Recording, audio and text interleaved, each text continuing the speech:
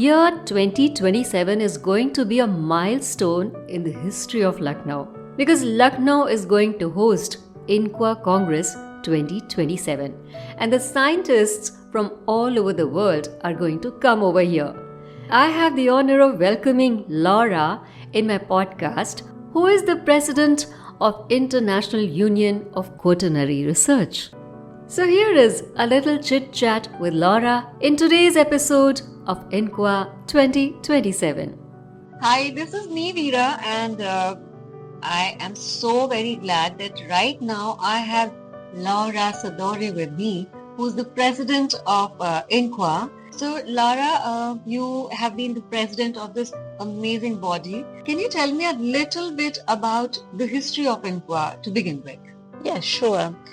INQUA is the International Union for Quaternary Research, and it was founded in 1928 during a geological conference in Denmark. It has since played a crucial role in advancing quaternary science, focusing on Earth's environmental and climatic changes over the last 2.6 million years. The organization promotes global collaboration, interdisciplinary research, and knowledge exchange through congresses held every 4 years. Over the decades, INQUA has supported scientific programs, working groups, and funding opportunities to enhance quaternary studies. Its activities help address societal challenges, including climate change, sea level rise, and environmental sustainability.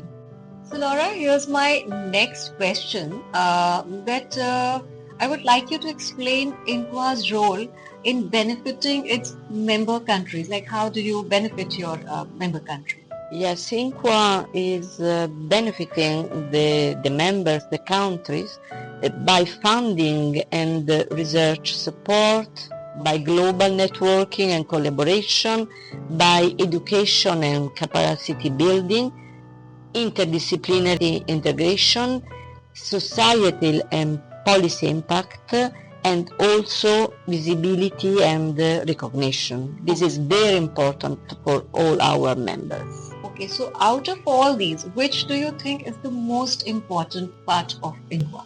INQUA's role in fostering research excellence, global networking, and practical applications of quaternary science creates tangible benefits for both individual members and the broader communities within each member country.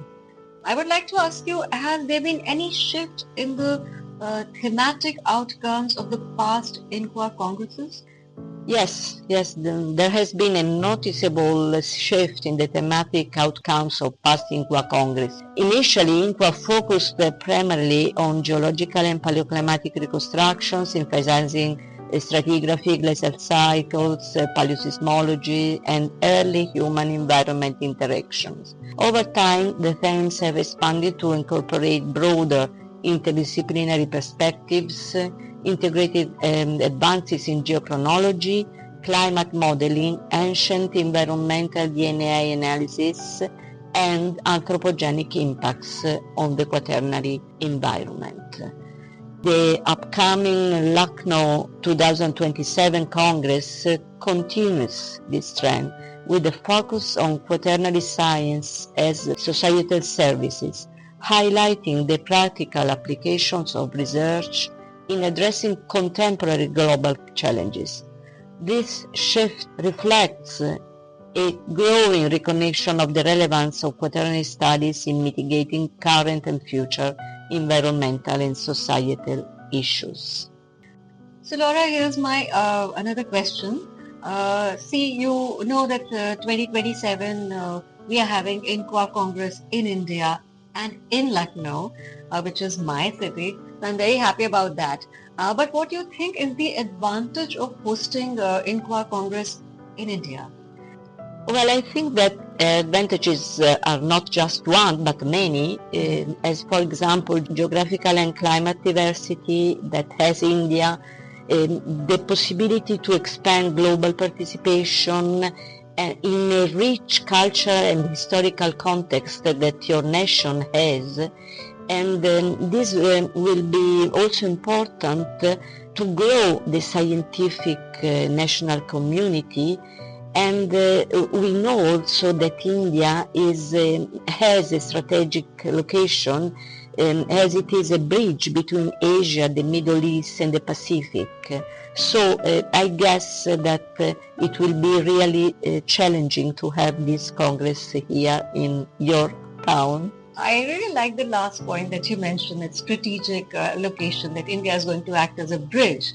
How do you think that INQUA could be a good example of geosciences as services? INQUA has to be a service to geosciences, so it can provide, let's say, issues, information, climate change and environmental resilience, on natural hazard assessment, on sustainable resource management, and in your country on culture, heritage and archaeology. This is a very important point in India, and all together it will contribute to build up a scientific collaboration and capacity. So by integrating past environmental records with present day challenges, INQUA exemplifies how geosciences can directly benefit society through informed decision making and resilience planning. Here's my last question. Should INQUA structure change, keeping in line with the changing technological and societal responses? I think that INQUA has to change the view. The technological and societal requirements are changing themselves, so this is an obligation for INQUA. And so how to do it? Through integration of advanced technologies, through an enhanced interdisciplinary collaboration that we have seen is so important.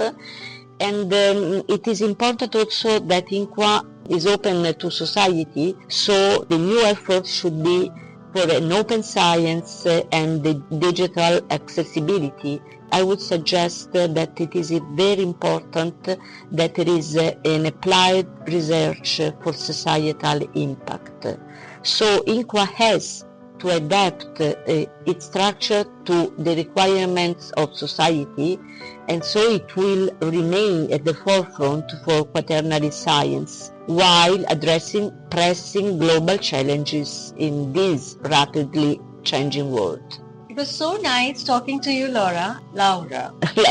I was really thrilled to know a lot about INQUA's future and INQUA's, the foundation of INQUA, everything about it. And we hope that 2027 is going to be a wonderful year for INQUA.